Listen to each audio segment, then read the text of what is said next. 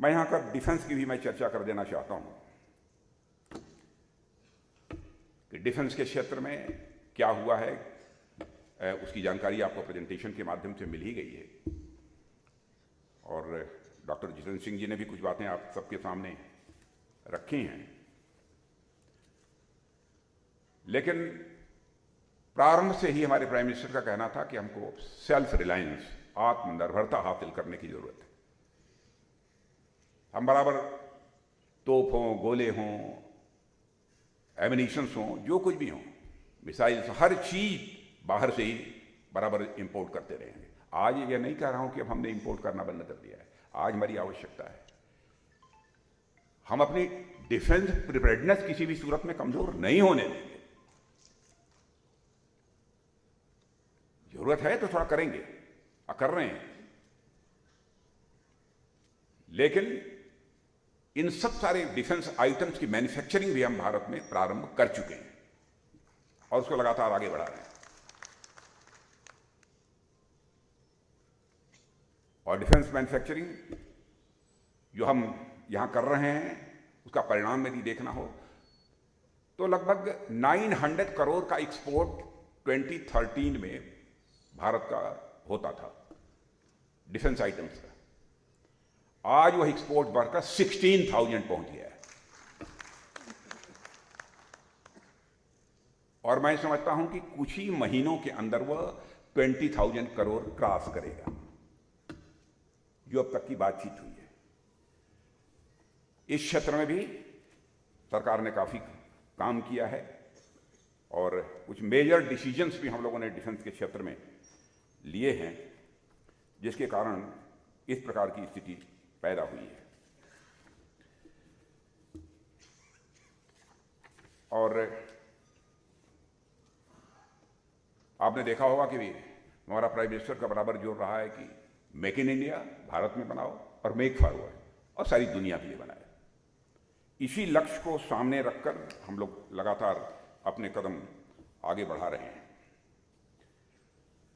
जहां तक सिक्योरिटी का प्रश्न है, सिक्योरिटी के फ्रंट पर भी गवर्नमेंट ने बहुत कुछ किया है। हमारे लिए राष्ट्रीय सुरक्षा की दृष्टि से 4 डायरेक्टिव प्रिंसिपल्स हैं, नीति निर्देशक तत्व हम जिसे कहते हैं।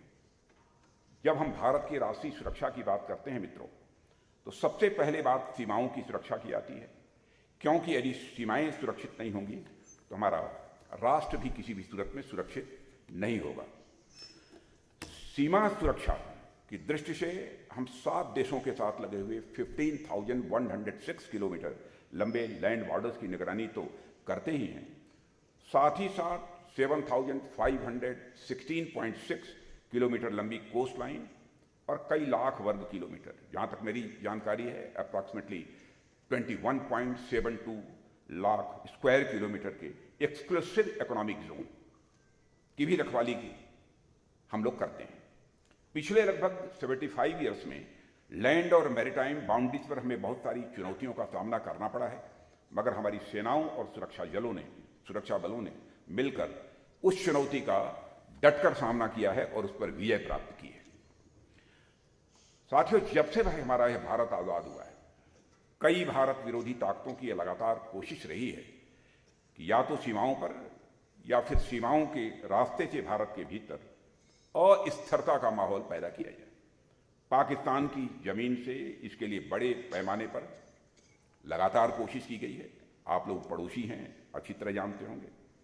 और पाकिस्तान की तरफ से भारत को चोट पहुंचाने की कितनी बार और कैसी कैसी नापाक कोशिशें हुई हैं, इस पर मैं बहुत विस्तार में नहीं जाना चाहूँगा। मैं यह कहना चाहता हूँ कि सीमा पार से प्रायोजित जो आतंकवाद है, आतंकवाद ने इस देश में हजारों निर्दोष नागरिकों की जानें दी हैं। दुर्भाग्य से आतंकवाद को प्रायोजित करने वाली ताकतों को सही जवाब देने में देरी हुई। देरी ही नहीं बल्कि यूपीए सरकार के बारे में कहूं, जितना इफेक्टिव स्टेप लेने चाहिए थे हो नहीं पाया और पाकिस्तान को ही आतंकवाद से प्रभावित देश मानने की हम लोगों ने एक बार गलती कर दी थी कि पाकिस्तान भी आतंकवाद से यह प्रभावित देश है। प्रधानमंत्री नरेंद्र मोदी के नेतृत्व में हमारी सरकार ने आतंकवाद के खिलाफ प्रभावी कार्रवाई प्रारंभ की। इसकी जानकारी है आपको। और पहली बार देश ही नहीं, दुनिया ने जाना कि जीरो टॉलरेंस अगेंस्ट टेररिज्म का मतलब क्या होता है, यह दुनिया ने समझा। और आतंकवाद के खिलाफ हमारी सरकार ने, जैसा हमने बताया कि उरी और पुलवामा की घटना हुई, उसके बाद क्या किया, भारत और विशेष रूप से जम्मू कश्मीर ने लंबे समय तक आतंकवाद का दंश झेला है। और यहां के लोग इस बात को भी अच्छी तरह जानते हैं कि आतंकवाद का जहर समाज को कैसे जड़ों से खोखला कर देता है। आतंकवाद का पूरा नेटवर्क यहां जम्मू और कश्मीर में दशकों से काम कर रहा था। आज उस नेटवर्क को काफी हद तक कमजोर करके उसके खिलाफ सख्त कार्रवाई की गई है। और हमने आतंकवाद की फंडिंग पर भी रोक लगाई है, हथियारों और ड्रग्स की सप्लाई पर भी हमने रोक लगाई है। और आतंकवादियों के सफाई के साथ साथ जो अंडरग्राउंड वर्कर्स का नेटवर्क यहां काम करता था, उसे भी छिन्न भिन्न करने की हम लोगों ने भरपूर कोशिश की है। और इस काम को करने के लिए जहां पर विल पावर की जरूरत होती है, वहीं उन कंस्ट्रेंट्स को भी समाप्त करने की भी जरूरत थी, और जो ऐसे राष्ट्र विरोधी ताकतों के खिलाफ प्रभावी करने की राह में बाधा बनते हैं। और साथियों, आर्टिकल 370, 35A को लेकर जो कुछ भी करना चाहिए वो हम लोगों ने किया। कमिटमेंट था, उस कमिटमेंट को पूरा किया। और हमने इस धारा 370 को समाप्त कर दिया। और दशकों में जो नाइंसाफ जम्मू और कश्मीर की जनता के साथ हो रही थी, नाइंसाफी, उनके साथ हम लोगों ने इंसाफ किया है। और मैं इसे जम्मू कश्मीर की जनता के साथ ही इंसाफ नहीं मानता हूं, बल्कि भारत देश के साथ इंसाफ मानता हूं। क्योंकि धारा 370 के तहत जो जम्मू कश्मीर को स्पेशल स्टेटस प्राप्त था, उसका कोई लाभ होता तब तो बात समझ में आती, लेकिन कोई लाभ भी नहीं हो रहा था, इसलिए हमको समाप्त करना पड़ा। आतंकवाद को स्टेट पॉलिसी की तरह इस्तेमाल करने वाले देशों को यह अच्छी तरह से समझना होगा कि यह खेल अब लंबा नहीं चलने वाला है। आतंकवाद के खिलाफ आज दुनिया के अधिकांश बड़े देश एक मत हो चुके हैं और एक मन हो चुके हैं। एक समय था जब दुनिया का सबसे ताकतवर देश अमेरिका आतंकवाद को एक पॉलिटिकल वेपन की तरह देखता था, पर 9/11 की घटना के बाद उसका नजरिया बदला और अमेरिका यह मानता है कि आतंकवाद मानवता के खिलाफ एक वैश्विक अपराध है और terrorism is a global crime against humanity. अब अमेरिका भी ये बोलता है, यहां तक कि मुस्लिम देशों में भी यह नजरिया बन चुका है कि टेररिज्म इज अनएक्सेप्टेबल। यानी भारत जो बात कई सालों से कह रहा था, वही बात अब लगभग पूरी दुनिया मानने लगी है। अभी प्रधानमंत्री मोदी जी ने अमेरिकी राष्ट्रपति मिस्टर जो बाइडेन के साथ एक ज्वाइंट स्टेटमेंट जारी किया है। शायद समाचार पत्रों में आपने उसे देखा होगा, और उसे पढ़ने पर साफ पता चलता है कि आज भारत ने आतंकवाद के मुद्दे पर कैसे अमेरिका सहित पूरे विश्व की मानसिकता को बदलने में कामयाबी हासिल की है। पूरे विश्व की मानसिकता आप उठाकर पास हिस्ट्री देख लीजिए बहुत सारे देशों की, कि आतंकवाद के मुद्दे पर उनकी क्या अप्रोच रही है। इस ज्वाइंट स्टेटमेंट में एक बात साफ हो गई है कि यूएन लिस्टेड टेरर ऑर्गेनाइजेशंस, जिनमें लश्कर-ए-तोयबा, जैश-ए-मोहम्मद, हिजबुल मुजाहिदीन शामिल हैं, उनके खिलाफ कंसर्टेड एक्शन होना चाहिए। यह अमेरिका और इंडिया के बीच का जो ज्वाइंट स्टेटमेंट है, उसमें यह बात कही गई।